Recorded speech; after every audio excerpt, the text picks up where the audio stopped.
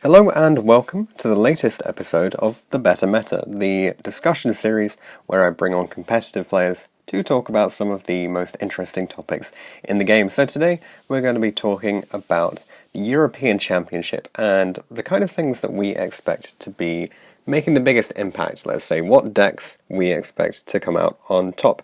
Now, alongside this, we've got some great discussion of just general thoughts on how to build a deck in order to win any particular competitive event, and this is the kind of thing that you can take forward for any event in the future. So let's introduce our current partakers, our chat members this time around. So we have Ben Sherman, who was the UK National Champion in 2014 with Mermouse, Cormac Adams, the most recent Irish National Champion, Matt Chen, who made top 64 at UK Nats with none other than Endymion, and Simon He, the Sky Striker player who's been making top cut repeatedly this season, showing off his impressive ability. So a great roster here, and let's get into the discussion. So the plan is to discuss what decks will win Euros, but we're still waiting on Euros. That's a very difficult question. I think it's easy to say what won't win Euros, and I put my money on Orcas. If you want to put money on what deck won't win Euros, there's quite a lot of options. Well, yeah. I mean, like the top four, like everyone's thinking of the top four, but like I don't think Orcas is much of a contender. I don't know why people play Orcas still. It's not a good deck. So no Colossus. It's so fragile, yeah, but it's like a combo deck that can play hand traps. I guess that appeals to some it's a people. combo deck that lets you gives your opponent a chance to win after you full combo. So it's like in between. It's like less than Thunder Dragon, but slightly more than Salamangreat. It's turn one sometimes, but like it has no follow up whatsoever. Yeah, we can just call it a B-Tech Thunder Dragon. The Ghetto Thunder Dragon. But but out of the top three, I think Striker won't win only because I don't think it will be represented enough, and just out of pure numbers, you need a Striker player to be really good with it, it's a very difficult deck to play, and you need the right build. And I think that's very difficult at the moment because I haven't seen any build that I actually like. It's very complicated right now because versus Salad you kind of want to go first, but like against Orcas you want to go second with Striker. So you kind of build a deck somewhere in between that, which is very strange. Salamangreat, however, is like really well represented, and yeah. I think the deck's like pretty fixed right now. Like all the builds seem roughly the same. Well, it has advantages in terms of representation, consistency. Yes, yeah. I mean, like, I think top 8 will be like 3 Salamangreat, 1 Sky Striker, maybe 2 Orcas or 1 Orcas, 1 random, maybe 1 Pendulum, and Yeah, it could be 1 Thunder Dragon. I think I agree mostly with the idea that I think Salad is, well, while being the most represented deck, it also is actually quite good into the field, and I think it'll naturally just take quite a high percentage of the top cut slots.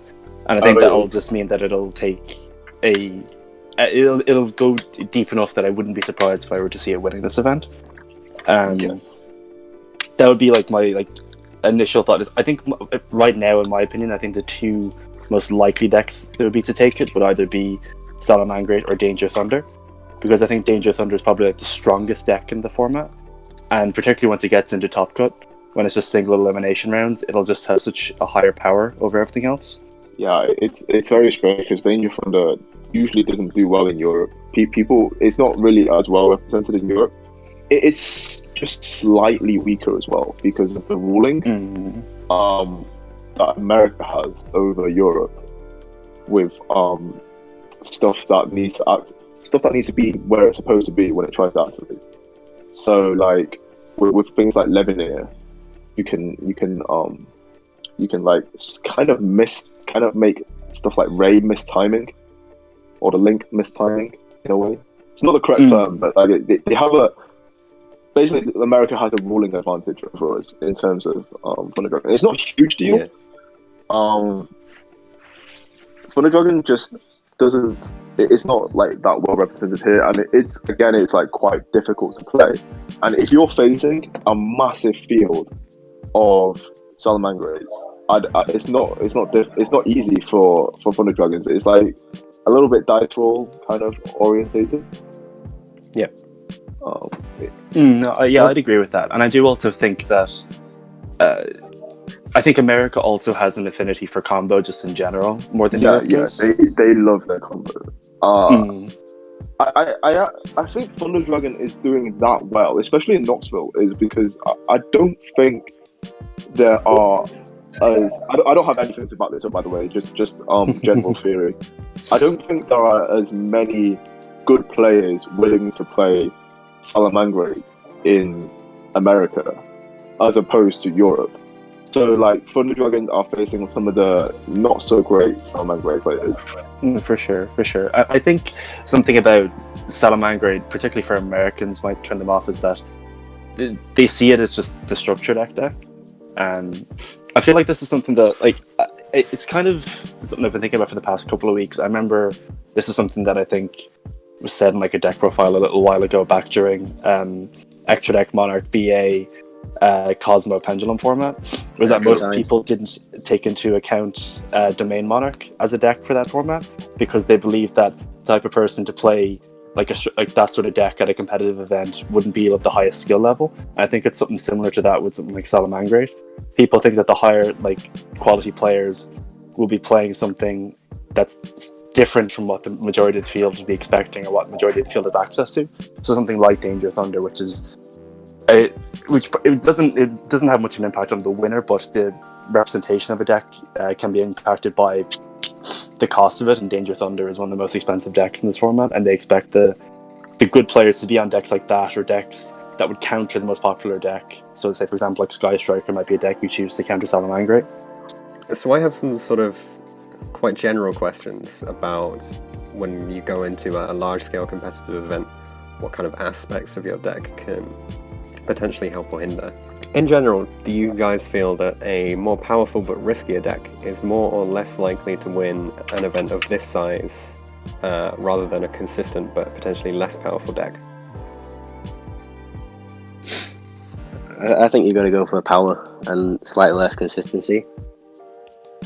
I know it might sound weird because you need consistency to do well, obviously, but it's like Cormac said, when you get to top cut, for example, the most powerful deck now, Danger Thunder Dragon, when you get to top cut, it's just going to plow through.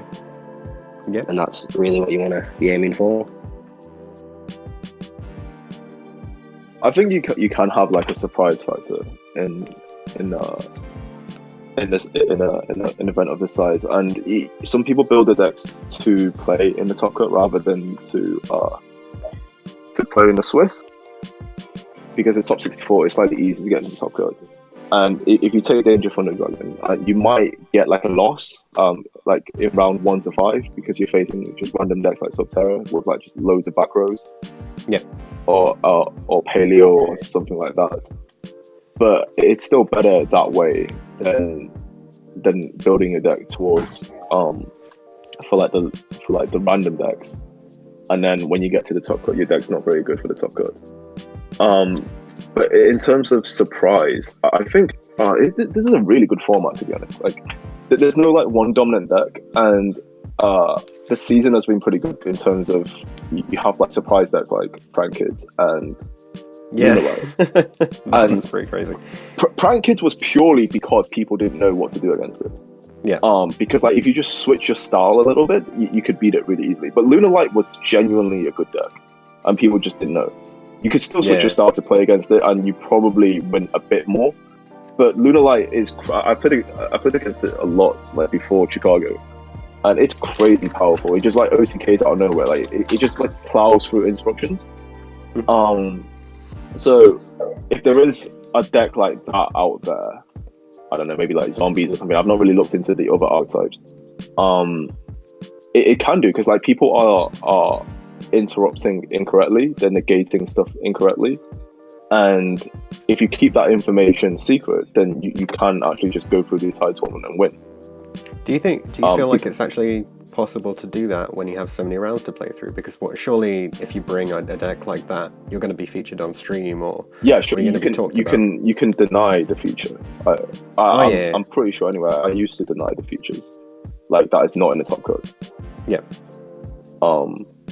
Like if you're like 10-0 or something like that, you could literally just scoop the last 2 rounds so that people can't go around and watch. Like that's one way to keep information secret. But like it's a little different for players. So say like if Joshua Schmidt is playing it, then it's going to be quite well known between like the players, the expert players by top cut. But if there's someone that is pretty good in ability, but like is relatively unknown piloting it, then that could be kept secret all the way until the end. Okay, yeah. What also helps for those sort of decks is usually when a format is quite defined, but also has a fairly low number of decks within the format, so you're able to build a deck that is well-rounded against the majority of the decks that are being played in the meta. So I think something that's quite difficult for a rogue option to come in and do well in this format is that there's 4 major decks in the format, and they're quite diverse. Like there's combo decks that you find like Danger Thunder, you've Salamangreat, you've Sky Striker, and you've Orcas, and they all have like you can build a deck that can fairly handily beat a couple of those decks, but it's quite hard to find something that would consistently do well into all of those decks in the format. Oh yeah. Whereas, say for example, yeah. I feel think like with Luna Light, it was like Thunder and Strike were the 2 main decks in the format. No, and then yeah, when it's just those 2. I completely agree with that, and this is where information is like so important, because you mentioned a point that is that made me forget. Prankers and Luna Light won partly because it was at the start of the format, not when it was defined. Like they were both tournaments that happened a week after the ban list was revealed. So everyone had a perception of what is going to be played. It's actually kind of like stocks, the stock market. Like when something happens, some people say X, like X is going to sell or X is going to like go up or whatever. Like that, that's what happened in those ban lists. Like people just like swarm towards Sky Striker because it didn't get hit, whereas everything else got hit. And so that you kind of it might not be the best deck, but like just because of public perception, you can build your deck towards that perception. And the good thing is at the start of the format is because there's been no tournament of that format. No one really knows what to do. They can make educated guesses, but they've not got the perfect deck, and that is like the perfect opportunity to bring a rogue deck. So people are like siding incorrectly and main decking stuff incorrectly, and you throw like a rogue deck in there, and they won't know what to do. Yep. And then we can't really do that at this stage, unless you got something really, really unknown. No, yeah, you're right. Yeah, it's now that I think about it, it's very unlikely that something weird is gonna pop up. Like, I mean, there's no new cards that have been released, right, since like YCS Knoxville. Yeah, there's something early July, but so I think for a while. Right, so there's no Dark Neostorm was like the last release of anything. Yeah. Even we have seen subsets. We have seen some changes, like some major changes, at least in Thunder Dragon, the Rise of the Crusadia package, since Knoxville. Right, okay. But I don't think there's been much else. Yeah. There was the Draconet stuff as well. Oh yeah. That's all play at German Nats and Draconet? other events. Alright, so it's a level 3 guy that summons a level 2 tuner or something? So you make your... Make the Synchro, and then you grab the continuous spell that reborns Galaxy Serpent, and then you combo off from there. It was one of those things where the one card baits a hand trap automatically. You've got to like Asher and Permanence the Draconet right away. Dinker, that's why Dinker is like my favorite player of the season. Like he doesn't go in with the best deck, but he goes in with like one tier, like maybe like half a tier lower. But he goes in with cards that no one has played against before. So like I'm pretty sure a lot of people did not play against this thing correctly, or they just like saved their Ash or Veiler and just waited for like the Saryuja or something like that. Yeah. And then they got bummed. Do you guys feel that a deck would need to play sort of generic outs, like things like Unicorn, or I guess Dingirsu's kind of like that? Do you think a deck needs to play a lot of those in order to win at an event where you're playing so many rounds and you don't know what you're going to go against? Or do you think that because most of the room is going to be playing something that is probably quite well known, you can just stick to whatever the normal outs are? It's like like main decking Cosmic Cyclone, for instance, and like yeah, exactly. Yeah, exactly like that. I think those are sort of things that those are the sort of ideas that like help get you through the Swiss rounds a lot easier, particularly like in the early stages. And I think those are cards that I think can be particularly important if you're playing maybe like the higher power deck, but might lose to a bit more variance of playing against like the trap decks, for example. So we'll say like Danger Thunder plays Second Light, so they can't really afford to play things like back row removal like Cosmic Cyclone. But we see like a lot of Orcas lists right now that are main decking like Twin Twister or at least some form of removal. And I think that's just a concession to realizing that you need to just be able to get through the early rounds of an event, because like a lot of decks like Subterran guys can maybe just lock you out of the game with trap cards.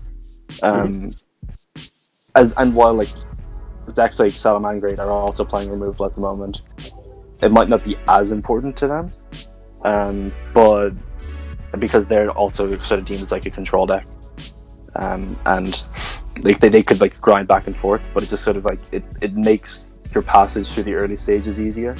And if I think it's more a case of if you're like confident that your build is strong into the meta decks of the format, particularly when you get into the later rounds, it's a safe bet to play those sort of cards. Yeah, you don't want to like miss out on the top cut because you played Mystic Mindburn round 2 and 4, and then it's just that's exactly it. Like for example, I played Goki last year, and round 4 I played against like vampires, right? And like that deck is not very good, but going first it had like a counter trap that negated my guy, and he had a draw, and I didn't play any back row removal in my deck. So I just kind of got like I kind of like just like I drew with him because of like how that game went out. But for that event I figured that I'd rather take the one loss against the back row deck early on, and then have cards that would help me win the game against the decks I'd be expecting to play against later on in the tournament. Yeah, that's precisely the thinking that you should have. There's no because there's so many random decks out there that actually can just beat you. You can't. There's no way you can main deck and side deck for everything. So you have to sacrifice some of the weaker decks, some of the stuff for the main and side deck for weaker decks, for the actual like top 3 or top 4 or whatever. Because those are the ones that matter. Because towards the end you're facing, theoretically, well, you should be facing better opponents. Whereas like at the beginning you should be facing worse opponents. The people that are running these weird decks, they should be like skill wise, they should be a lot lower. So you can lose to not having those cards sometimes, but you can just win sometimes just because they're bad. And that's why personally I've always felt like it's better to run a deck that has sort of built-in outs to random things like that. Like Nightmare Phoenix, the Nightmare package in general is a great example of built-in outs that have just been handed to everyone, if that makes sense. Like in the past you had to have sort of a niche in your deck, like way back in the day, for example, Mermails had Marksman and Infantry, like they were built-in outs to just destroy random stuff. Yeah. Whereas like, Salamangreat is another example with it has Rage. That's a really good built-in out. Yeah, it's just really weird now because of like back in the day you had to, well, I say back in the day like it was a long time ago, but, so many years ago. You had to use things like when we got Xyz, you had Alucard. Before that, we had Synchros, we had Black Rose. That was necessary because you just had to be able to destroy cards.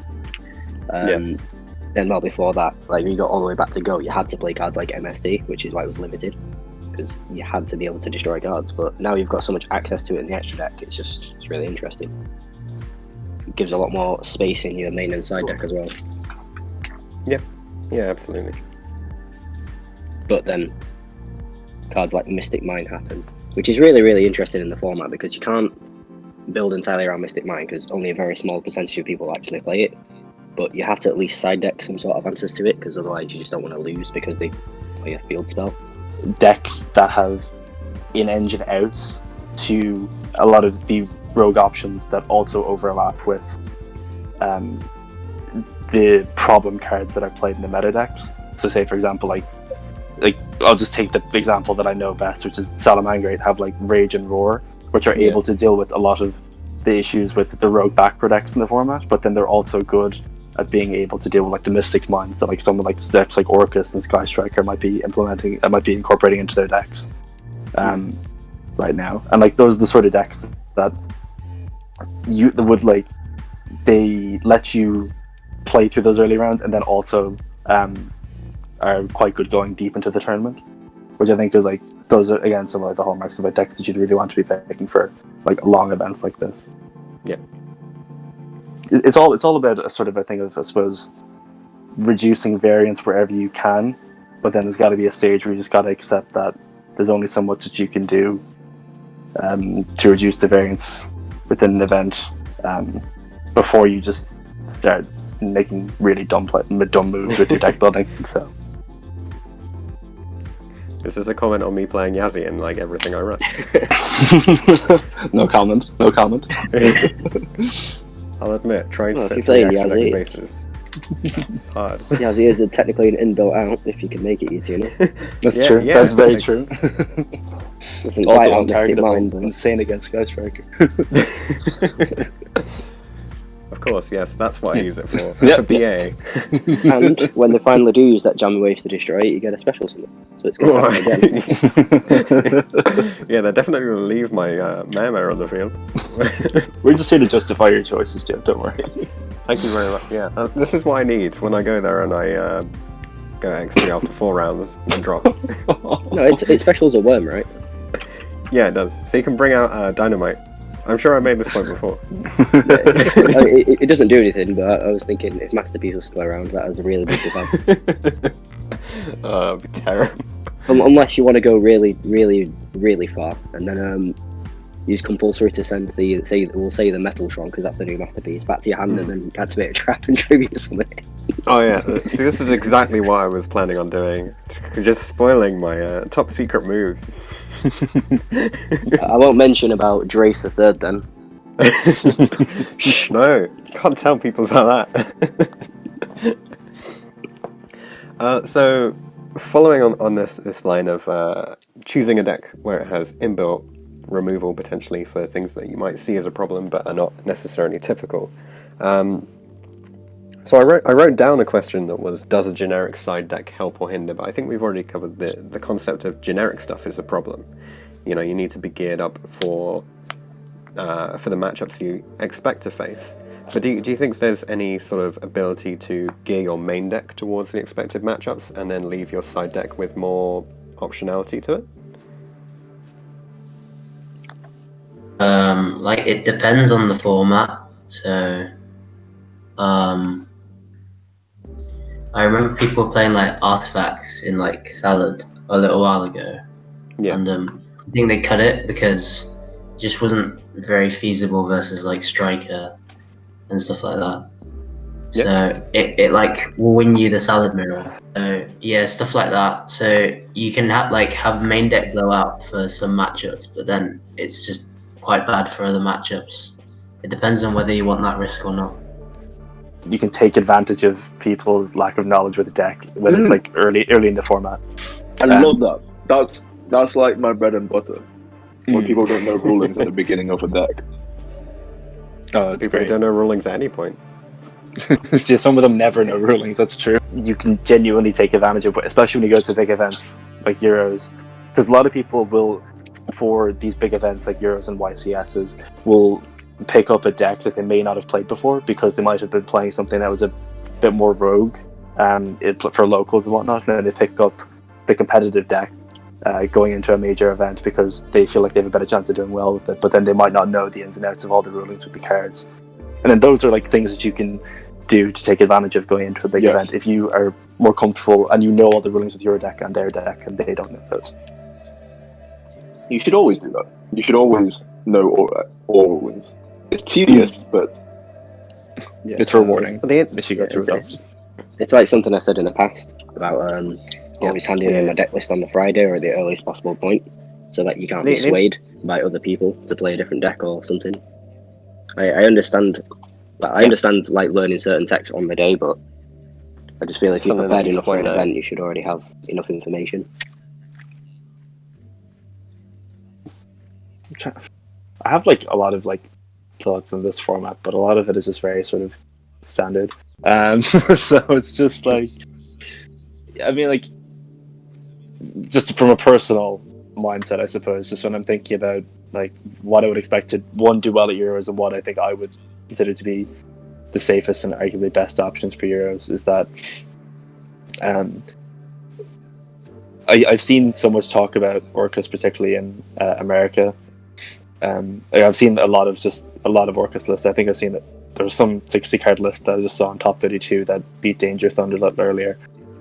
That seems like a deck that is arguably the most like high risk high reward deck, when it seems like it shouldn't be. Like, you feel like if you were to play the most high risk high reward deck, it should be the most powerful deck in the format. But with something like with cards like Lancia and No Material being so popular side deck cards, like I think Konami released the list of the top 10 most side deck cards from YCS Knoxville, and like Artifact Lancia was number 1. And if you look at literally any deck, Lancia would be in the side deck, really. Which is why I don't understand.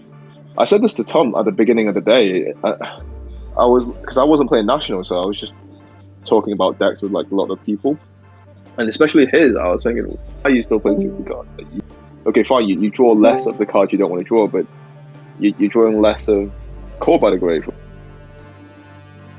Yeah, which you really do want to draw. You're just gonna get fucked by Lancia. Yeah. And I feel like that, not just for him, but for a lot of the Orcas players, I feel like that might have just been what happened, because they've even had 60 card, but they just... This is just a card that's in every person's side deck that if you don't draw the Call by the Grave for, you just lose the game, because your entire engine relies on being able to banish everything. So, I don't know, I personally, I find Orcas to be like very, very sort of dicey pick for this event in particular. I think in comparison to, say, like Danger Thunder, I say about like a month ago, I would have considered it like still a better pick than Orcas, but it still would have had issues of playing through Lancia. But we see now with the Crusadias being thrown in that deck has been able to sort of grow in resilience to what people are playing within the format. Even without the Crusadia, Danger Thunder could always push through Lancia a little bit. They could still just make Saryuja and stuff like that. I'm actually having to seriously think about siding Draw, because for sure. Because it's such a strong, like, it's either side Draw or basically just hope not to face Danger Thunder at all, and then if I do, just be like, yep, I've lost. With like Draw and like the other hand trap like Gnome is they always have like some play string that can like play through that hand trap. No Material is not good, especially for like decks like Striker, because it doesn't, because it's just like, if you're doing No Material, then it might as well be Gamma, which is better. Yeah, like for Orcas anyway. Personally, anyway, the one person that I want to see no matter what get in is Jonas. He's on my list as well. Yeah. I think just like he's put in like so much, and then like he had like an insane streak of topping like 9 YCSs in a row or something like that, and it was like, all right, okay, yeah. And I think it was like through like all of last year up until like Milan or something like that. I can't remember exactly, or all the events that YCSs that he entered anyway. But yeah, like he went on like an insane streak, and if it wasn't for very unfortunate circumstances of Dusseldorf with discarding a spinny, he would have had a YCS win. So I feel like he's the person that I see like I'd want to see like go. I feel like he like, I don't say he deserves the most out of anybody, but like he's definitely like one of them. I said this to Joshua. I said like I want you to go, but you've gone too many times, so I want you to go. You've had your chances. I think I don't actually have that many. Oh, Dinka. I want Dinka to go. Yeah, I feel like he's the crowd favorite. to be honest. And Yeah. I genuinely The think he's people's going to win champion. Worlds. I think Yeah, he's so going to win Worlds. Like, it's absolutely crazy. He's the only one out of all of them that didn't do regionals grind. That's insane. Yeah, he just like came for second, third, like it's at YCS. It's absolutely insane. Like he didn't even travel to London because he wasn't like taking it that seriously like this season until like he won Milan. It's just like an insane thing to think about. So, like, other than that, I don't really care who gets the third slot that much. But what I do want to do is just be there to watch who doesn't get that.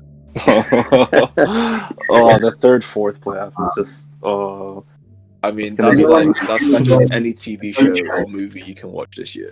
genuinely like it's absolutely like the most like it's the most high stakes game that even like in the final years. I think that's a bit more high stakes game than the third, fourth playoff for those people who've gone for the whole year. Like it's just I think maybe the pressure will get to the sort of thing is arbitrary. It's not relevant, but like it still gets them in the back of their minds because they've grinded all year and spent like so much time and potentially so much money as well.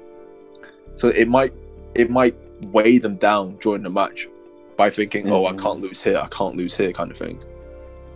Well, that's all we have time for on this episode. Thanks very much to all of our chat members for helping with this discussion. No matter which premiere or competitive event you're heading to next, we wish you good luck.